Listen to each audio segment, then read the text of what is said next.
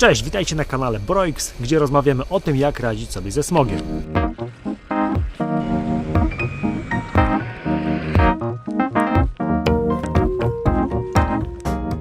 Często jeżdżę po Warszawie rowerem, czasami dla celów sportowo-rekreacyjnych, a czasami zawodowo.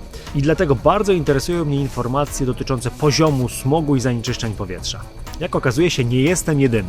Gdy spojrzymy do Google Trends, mniej więcej od października zauważamy, że Polacy masowo zaczynają śledzić informacje dotyczące smogu i ten okres trwa mniej więcej do lutego, marca. Czy rzeczywiście smog występuje tylko w tym czasie i czy rzeczywiście, jak widzicie po tym wykresie, pojawił się dopiero kilka lat temu? Zostańcie z nami, a poznacie odpowiedzi na te i inne pytania. Smog, czyli dym plus mgła. Smog plus fog jest z nami od lat i przez cały rok.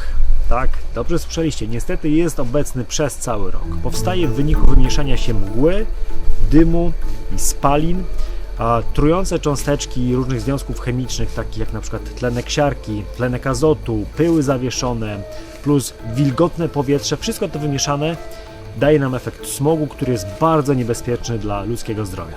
Z efektem smogu spotykamy się najczęściej jesienią i zimą. To właśnie wtedy nasi sąsiedzi zaczynają palić w piecach i zatruwają siebie i innych. Dlaczego tak się dzieje? Dlatego, że spalając węgiel niskiej jakości albo mokre drewno, dochodzi do powstania efektu tzw. niskiej emisji, to znaczy do emisji pyłów do wysokości około 40 metrów. Głównym źródłem tego zanieczyszczenia są głównie domowe piece, szczególnie kopciuchy oraz lokalne kotłownie węglowe. Zatem niska emisja, jak się domyślacie, powstaje przy budynku i tam zostaje. Jakie szkodliwe substancje znajdują się w smogu? Znajdziemy tam m.in. pyły takie jak PM10, PM2,5 czy na przykład benzoapiren. Za część smogu odpowiada także przemysł i spaliny samochodowe i to właśnie samochody są głównym źródłem smogu wiosną i latem. Jakość powietrza jest zła nie tylko w Polsce. Ze smogiem kojarzą się nam na przykład obrazki w Chinach czy w Indiach. Niestety w wielu rankingach, szczególnie tych dotyczących europejskich miast, nasze miasta są w czołówce. Z jednej strony można powiedzieć, że fabryki zatruwają powietrze od kilkudziesięciu, jeszcze nie dłużej. Z drugiej strony można powiedzieć, że dzięki filtrom przemysł właściwie prawie nie emituje tego smogu, albo jest go coraz mniej z każdym rokiem.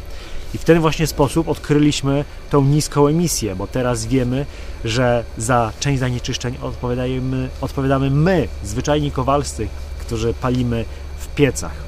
Dlatego będziemy na tym kanale rozmawiać o smogu i o tym, jak sobie z nim radzić. Jeżeli chcecie się dowiedzieć więcej o tym zjawisku, jak się przed nim chronić, to koniecznie zobaczcie inne filmy na tym kanale. Jeżeli macie jakieś pytania, to zapiszcie je w komentarzach pod filmem.